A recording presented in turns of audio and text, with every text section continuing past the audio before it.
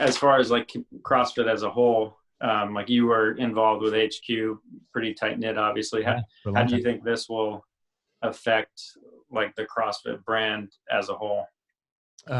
Man, that's just from the bottom of my heart. I really am feeling for what CrossFit HQ must be going through.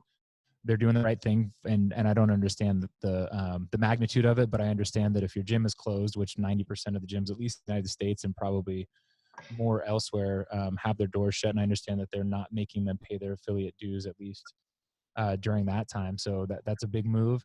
Seminars are a big source of income, so they're hurting there. I'm guessing most people who are listening to this probably follow Morning Chalk Up, and Tommy Marquez did a pretty interesting analysis of where they may be. And so what do I think about CrossFit HQ? I'm sure that they're just absolutely hurting. And of course, I've got close friends there. I know that they went through another round of layoffs. I know that a lot of people have taken pay cuts, which isn't unique to CrossFit HQ, right? I mean, gyms are going through this, restaurant, you name any business, and tons of people are going through this. But I do think that if any community can bounce back, it's certainly the CrossFit community. As far as CrossFit HQ, I don't have any like unique insights into what the business looks like, but I can say that it's going to be as hard for them to bounce back as it is for anybody, because they're just so uniquely hit in terms of seminars and gyms. Right.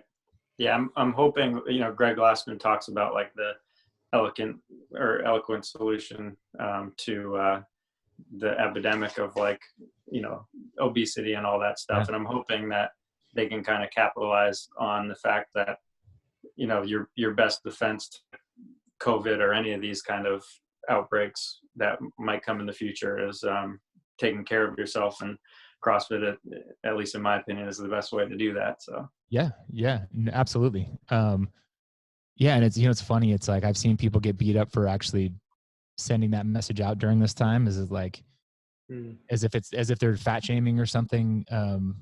Because it is. It can come off as tone deaf if you don't do it the right way, right? Especially in a time when people are dying from. But there are undeniable links to lifestyle and underlying conditions and the way that people have set themselves up either well, like Tyler was saying, like they have been training, they have been putting the hay in the barn, and they've been ready for something like this to come out, or not. They've been living a lifestyle that is not conducive to fighting off a deadly virus. But yeah, no, I certainly. It seems as if there's indication and science to back up the fact that, yeah, we're better suited for this. And I think people will rethink the way they live afterwards. But yeah, it's a weird time to kind of to sell it to people, right? It's right. It is weird. Also, it's funny, CrossFit and a bunch of us were affected by this negatively, but for better or worse, CrossFit changed the way that they do things in January. And a big part of that was the at-home workouts. And it's a shame that it would be a much different world for them, I think, if that was a monetized product. And maybe that would lose a little bit of the luster of what Greg is trying to do anyways. Like he likes to provide things for free and give value. But I was thinking about that the other day. I was like, man, they've been doing at-home training since January of last year. And here we are where everybody's doing freaking at-home training. Yeah.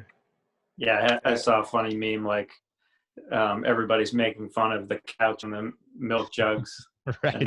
Who's laughing now? Yeah. Yeah.